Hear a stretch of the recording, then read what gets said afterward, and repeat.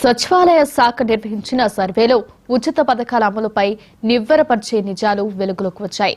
దాదాపు 1.5 లక్షల మంది ప్రభుత్వ ఉద్యోగులు ఉచిత పథకాలను పొందుతున్నట్లు ఈ సర్వేలో తేలింది. అంతేకాకుండా కేవలం తెల్ల రేషన్ కార్డుల కోసమే లక్షలాది కుటుంబాలు విడిపోయినట్లు చూపారని, కనీసం 60 లక్షల తెల్ల రేషన్ కార్డులు బోగస్వి అని నివేదిక స్పష్టం చేసింది.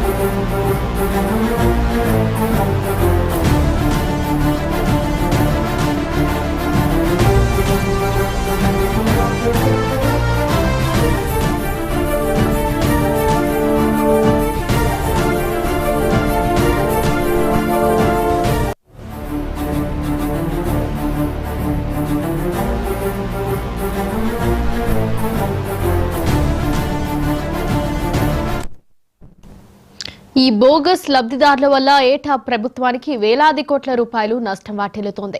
రేషన్ బియ్యం అక్రమ రవాణాకు వీరే కారణమవుతున్నారని, తద్వారా నిజమైన లబ్ధిదారులకు పథకాలు అందడం లేదని నివేదిక పేర్కొంది. బోగస్ లబ్ధిదారులను రద్దు చేయాల్సిన అవసరం ఉందని నివేదిక సిఫార్సు చేసినప్పటికీ గ్రామ వార్డు సచివాలయ శాఖల నివేదికపై కూటమి సర్కార్ ఇంకా ఎటూ తేల్చలేదు. బోగస్ లబ్ధిదారులను తొలగిస్తే ప్రజలు స్పందన ఎలా ఉంటుందోనని ప్రభుత్వం ఆందోళన చెందుతోంది.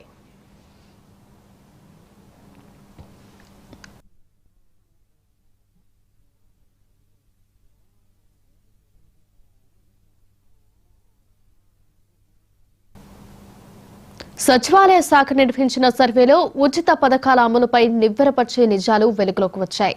ఇదే అంశానికి సంబంధించి మరింత సమాచారం మా ప్రతినిధి శ్రీనివాస్ అందిస్తారు. శ్రీనివాస్, చెప్పండి. Thank you. మొత్తంగా గ్రామ వార్డు సచివాలయ శాఖ రాష్ట్ర ప్రభుత్వం ఒక సర్వే చేయమని చెప్పింది. రాష్ట్రంలో వ్యాప్తంగా ఉన్నటువంటి ప్రజలు, వాళ్ళకి సంబంధించినటువంటిది, దాంతోపాటు లబ్ధిదారులకు సంబంధించినటువంటిది, అలానే రేషన్ కార్డులు, ఎస్పెషల్లీ రేషన్ కార్డులకు సంబంధించినటువంటి దాని మీద కొత్తగా రేషన్ కార్డులు ఇచ్చేటువంటి ప్రక్రియ, డిజిటల్ రేషన్ కార్డులు ఇచ్చేటువంటి ప్రక్రియను రాష్ట్ర ప్రభుత్వం ప్రారంభించింది. దానిలో భాగంగానే ఇప్పటివరకు రాష్ట్ర గ్రామ వార్డు సచివాలయ శాఖ ఇంటింటికి వెళ్ళి పూర్తి స్థాయిలో ఒక సర్వే నిర్వహించింది. అయితే ఈ గ్రామ వార్డు సచివాలయ శాఖ నిర్వహించినటువంటి సర్వేలో నివ్వెరపరిచేటువంటి అంశాలు బయటకు వెలుగులోకి వచ్చాయి. మొత్తంగా రాష్ట్ర వ్యాప్తంగా సుమారు 1,70,00,000 కుటుంబాలకు పైగా రాష్ట్రంలో ఉన్నాయని తెలుస్తుంది. అయితే ఇందులో 1,48,00,000 పైగా తెల్ల రేషన్ కార్డులు ఉన్నాయి. అయితే ఇక్కడే అసలు రేషన్ కార్డులు. అయితే ఇక్కడ ఒక విషయాన్ని మనం స్పష్టంగా గుర్తుపెట్టుకోవాలి. రాష్ట్ర ప్రభుత్వాలు, అది ఏ ప్రభుత్వమైనా, ఏ రాజకీయ పార్టీ అయినా, కానీ వాళ్ళ అవసరాల కోసం, వాళ్ళ ఓట్ల కోసం పూర్తి స్థాయిలో లబ్ధిదారుల సంఖ్యను పెంచుకుంటూ పోతూ వాళ్ళ పార్టీకి సంబంధించినటువంటి వాళ్ళు నిజమైన అర్హులు కాకుండా, నిజమైన లబ్ధిదారులు కాకపోయినప్పుడు కూడా లబ్ధిదారుల చేతాలు చేర్చేందుకు ప్రతి ఒక్కరికి తెల్ల రేషన్ కార్డులు ఇస్తుకుంటూ పోయాయి. కానీ ఈ రోజు రాష్ట్ర ప్రభుత్వాలకు అది చాలా పెద్ద భారంగా మారింది. ఒక ప్రభుత్వానికి మించి మరొక పార్టీ రాజకీయంగా ఎలక్షన్స్ లో గెలిచేందుకు బీభత్సమైనటువంటి ఒకళ్ళు మించిన ఒకళ్ళు పూర్తి స్థాయిలో సంక్షేమ పథకాల అమలు మరింత పెంచుకుంటూ పోతున్నారు. ఇది ప్రభుత్వానికి చాలా భారంగా మారిందని చెప్పుకోవాలి. అయితే మొత్తంగా గ్రామ వార్డు సచివాలయ శాఖ నిర్వహించినటువంటి సర్వేలో సుమారు 60 లక్షలకు పైగా తెల్ల రేషన్ కార్డులు నిజమైన లబ్ధిదారులు కాదు అని గ్రామ వార్డు సచివాలయ శాఖ తేల్చింది. ఇందులో ఇంకా భయంకరమైన విషయం ఏంటంటే సుమారు 1,50,000 మంది ప్రభుత్వ ఉద్యోగులు కూడా తెల్ల రేషన్ కార్డులు కలిగి ఉన్నారు.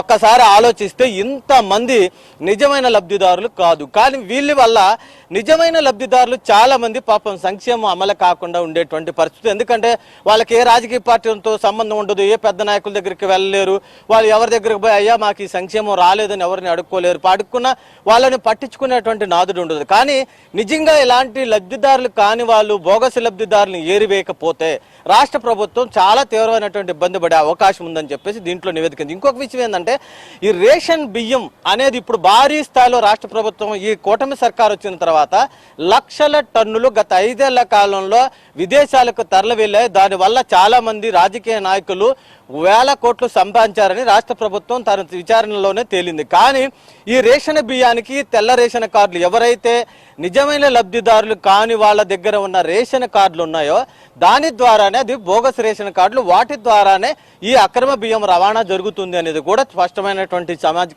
నివేదికలో పేర్కొనడం జరిగింది. వీటి వల్ల నిజంగానే సంక్షేమ లబ్ధిదారులతో పాటు వేల కోట్ల రూపాయల లక్షల టన్నుల బియ్యం విదేశాలకు తరలటంతో పాటు రాష్ట్ర ప్రభుత్వం మీద అదనపు భారం పడుతున్నటువంటి పరిస్థితి కనపడుతోంది. మరోవైపు ఏంటంటే ఇప్పుడు సంక్షేమానికి నిజమైన లబ్ధిదారులు కాకపోవటం వల్ల రాష్ట్ర ప్రభుత్వం మీద అదనపు భారం పడుతూ ఇవి ప్రభుత్వానికి సంక్షేమం అత్యంత భారంగా మారి అభివృద్ధి కార్యక్రమాల వైపు డబ్బులు ఖర్చు పెట్టలేకపోవడం. రెండోది ఏంటంటే రాష్ట్ర ప్రభుత్వ ఉద్యోగులకు కూడా జీతాలు అనేటువంటి పరిస్థితికి ఇతర అంశాల మీద రాష్ట్ర ప్రభుత్వానికి సంబంధించినవి కాదు, ప్రజలకు సంబంధించినటువంటి రోడ్లు కావచ్చు, ఇన్ఫ్రాస్ట్రక్చర్ కావచ్చు, సంక్షేమ ఇరిగేషన్ సంబంధించినటువంటి కావచ్చు, ఈ ప్రాజెక్టుల మీద రాష్ట్ర ప్రభుత్వం రూపాయి కూడా ఖర్చు. ఎందుకంటే ఇప్పుడు ఇలాంటి వాళ్ళని తీసివేయాలా లేదనేటువంటి దాంట్లో కూటమి సర్కారు చాలా తలబట్టుకుంటున్నట్టు పరిస్థితి. ఎందుకంటే ఇంతమందిని ఒకసారి తీసివేస్తే రాష్ట్ర ప్రభుత్వం చాలా పెద్ద ఎత్తున ఆందోళన వచ్చేటువంటి అవకాశం ఉంది. ప్రభుత్వానికి మరలా కూటమి ప్రభుత్వం అధికారకు వచ్చి రావడానికి చాలా ఇబ్బంది ఉంటుంది. ఎందుకంటే ప్రతిపక్షం ఏ ఒక్క చిన్న ప్రభుత్వం తప్పు చేసినా దాన్ని పెద్ద ఎత్తున చేసి ప్రజల్లోకి తీసుకెళ్లి దాన్ని రాజకీయంగా లబ్ధి పొందాలని ఏ పార్టీ ఉన్నా,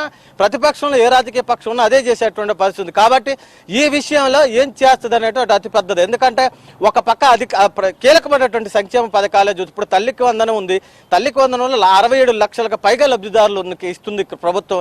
అయినా ఇంకా కొంతమందికి మాకు రాలేదని చెప్పేసి చాలా మంది లబ్ధిదారులు, నిజమైన లబ్ధిదారులు కొంతమంది మాకు రాలేదు అని చెప్తున్నటువంటి పరిస్థితి. అంటే ఇట్లా ఎవరైతే నిజమైన లబ్ధిదారులు ఉన్నారో వాళ్ళకి రాకుండా ఎవరైతే బోగస్ వాళ్ళు ఉన్నారో వాళ్ళకి త్వరితగతిన వెళ్ళేటువంటి పరిస్థితి ఉంది.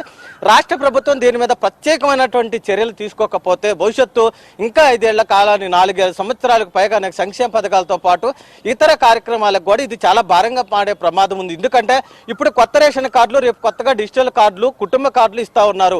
రెండోది ఏంటంటే రాష్ట్ర ప్రభుత్వానికి సంబంధించిన ప్రతి సంక్షేమ పథకానికి తెల్ల రేషన్ కార్డుని ప్రతిపాదికగా పెట్టారు. కాబట్టి సంక్షేమ పథకాలు తీసుకోవాలనుకున్న వాళ్ళు ప్రతి ఒక్కళ్ళు రాజకీయ నాయకుల దగ్గర బాటో లేకపోతే అధికారుల దగ్గర బాటో తెల్ల రేషన్ కార్డులకు అప్లై చేసుకోవటం, వాళ్ళకి అర్హత లేకపోయినా ఏదో ఒక సాకు చెప్పి తెల్ల రేషన్ కార్డులు తీసుకోవటం, అవి దానివల్ల సంక్షేమ పథకాలు కావచ్చు లేకపోతే బోగస్ రేషన్ కార్డులు కావచ్చు భారీగా పెరుగుతున్న పరిస్థితి. ఇంకొకటి ఏంటంటే రాజకీయ పార్టీలు ఇప్పుడు అధికారంలో ఎవరైనా ఉండని వాళ్ళు ఏంటంటే వాళ్ళ పార్టీలకు సంబంధించినటువంటి వ్యక్తులు అయ్యో మావిడికి రేషన్ కార్డు లేదని అప్లై చేస్తాం, వాళ్ళకి వెంటనే మంజూరు చేయడం, ఇట్లా దాదాపు ఒక 10-15 ఏళ్లుగా రేషన్ కార్డుల సంఖ్య భారీగా పెరుగుతున్న పరిస్థితి. మరో పక్క మా రాష్ట్రంలో లబ్ధిదారుల సంఖ్య, మా రాష్ట్రంలో పేదలు తగ్గారని చెప్తున్నప్పుడు రేషన్ కార్డులు ఎందుకు పెరుగుతున్నాయి? That is the major problem. అంటే ఒక పక్క పేదలు తగ్గుతున్నారు, మరో పక్క తెల్ల రేషన్ కార్డుల సంఖ్య పెరుగుతూ ఉంది. ఇది రాష్ట్ర ప్రభుత్వానికి అత్యంత భారంగా మారుతుంది. రాష్ట్ర ప్రభుత్వం ఇప్పటికైనా ఈ విషయంలో చర్యలు తీసుకోకపోతే భవిష్యత్తులో చాలా ఇబ్బంది వస్తుంది అనేటువంటిది. అంటే ప్రభుత్వంగానే చూడాలి తప్ప రాజకీయ పక్షంగా చూడాల్సిన పరిస్థితి లేదు. రాష్ట్ర ప్రభుత్వానికి సంబంధించి అది ప్రభుత్వంలో ఎవరైనా అధికారంలో ఉండని వాళ్ళకి సంబంధించినటువంటి దాంట్లో ఇప్పుడు సంక్షేమానికి సంబంధించినటువంటి దాంట్లో ఒక్క తల్లికి వందనం పథకంలోని సుమారు 10,000 కోట్ల రూపాయలు రాష్ట్ర ప్రభుత్వం ఖర్చు పెడుతుంది. రాష్ట్ర ప్రభుత్వానికి సంబంధించినటువంటి రాష్ట్రంలో రాష్ట్ర సొంత పన్నుల ఆదాయమే 1,32,00,000 కోట్ల రూపాయలు ఉంది.